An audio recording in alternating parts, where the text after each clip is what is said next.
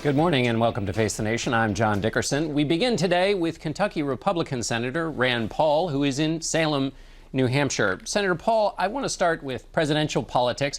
When you were elected to the Senate, you were seen as the example of a politician who tapped into the grassroots and brought that energy to Washington. People are now saying that about Donald Trump, that he's grabbed that same energy. Do you agree?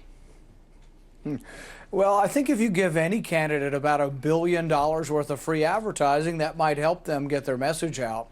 But I think we're still doing quite well. We haven't gotten quite the same attention recently. But I think when you look at my polling against Hillary Clinton, I actually lead her in 5 states won by President Obama. We even lead Hillary Clinton in Pennsylvania, which hasn't been won by a Republican in a long time. So I think actually our candidacy, which I'm billing as a different kind of Republican, we're pretty happy where we are.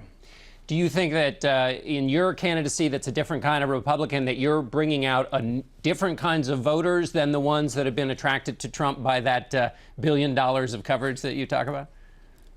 Yeah, I mean, I've been to Detroit, I've been to the south side of Chicago, I've been to Ferguson, I've been to Philadelphia to Boys Latin School, I've been to Howard University.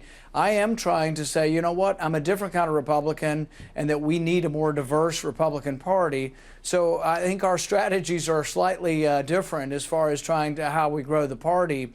But I think we'll see which in the end is more successful. But I think the Republican Party, if we begin attracting more African-American vote, we're going to be a big party and a party that's very difficult to beat. I'd like to switch now and ask you about Hillary Clinton and the emails. On Friday, there were reports that investigators from the State Department and other federal agencies had found that they discovered classified material in her private email. And here's what Secretary Clinton said in response to that. Let's hear what she had to say. I am confident that I never sent nor received any information that was classified at the time it was sent and received. And what I think you're seeing here is a very typical kind of discussion, to some extent disagreement among various parts of the government over what should or should not be publicly released. Additionally, the Clinton campaign says this has nothing to do with Benghazi, which is what the underlying investigation is supposed to be about. So what's your reaction to that? Well, I think there's a couple of important things here. This is President Obama's Department of Justice saying that she may have revealed classified information. This isn't a bunch of Republicans making a political point. This is President Obama's government saying she may have released classified information. Here's the other important thing. The rules say that she should have it on a government server and she should use a government email. She doesn't obey the rules, but then she says, oh, trust me, I didn't have any classified information, and trust me, I've given you all the emails. It's a little bit hard to have trust in Hillary Clinton when she breaks every rule along the way, and then we're supposed to trust her to give us all of her email. I think this is a real problem for Hillary Clinton, and this isn't going away. And to their question about what this has to do with Benghazi. Oh, well, with Benghazi, there are several of the emails that do have to do with Benghazi. You know, when she came before the committee and I asked her questions, I asked her, did you read the cables, from the ambassador? If she did exchange emails with the ambassador on a non-classified setting, even his whereabouts and acknowledging that he was in Benghazi could be a breach of security. Her schedule's a breach of security. She puts herself at risk by having her schedule sent back and forth on a non-classified or a non-government server, and also the people that have to protect the Secretary of State are put at risk by having her schedule out there. So, no, they did this because they're Clintons, and the Clintons think they live above the law, and they think they live differently than all the rest of America, and I think this is going to come back to bite her, and already is. Let me switch now to talk to you about tax policy. You put out a video last week that got some notice and attention. In that video, you had a wood chipper, you had a chainsaw, you were destroying the tax code. You would like a flat tax. One of the things about tax policy in Washington is every lobbyist has their fingers in it, and that's why you want a flat tax. But how do you get to a flat tax in a city that's overrun with lobbyists messing around in the tax code?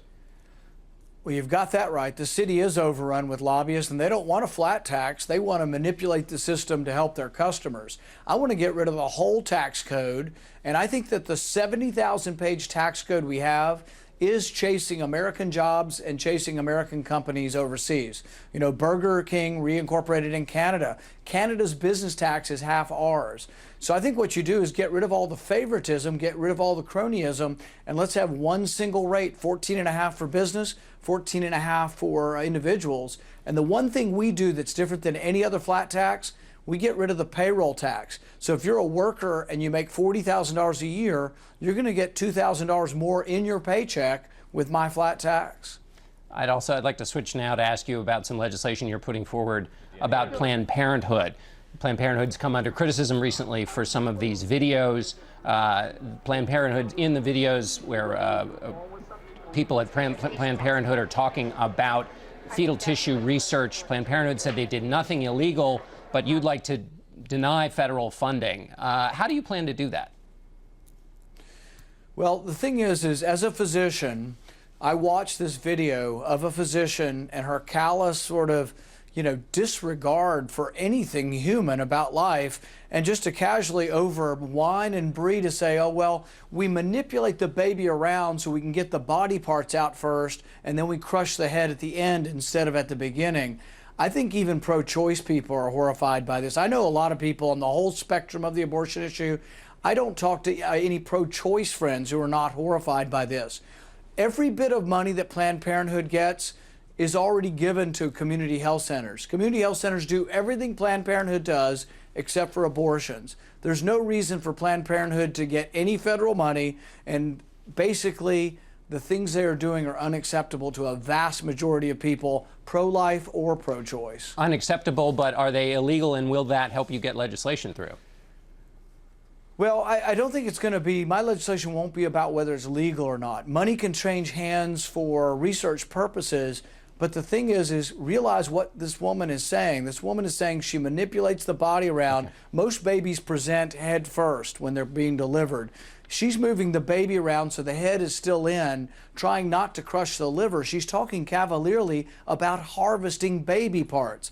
Whether it's against the law or not, my goodness, I think everybody in America is horrified by this, and they don't want their tax dollars going to this group. All right, Senator Paul, thanks so much for being with us. Thanks, Sean.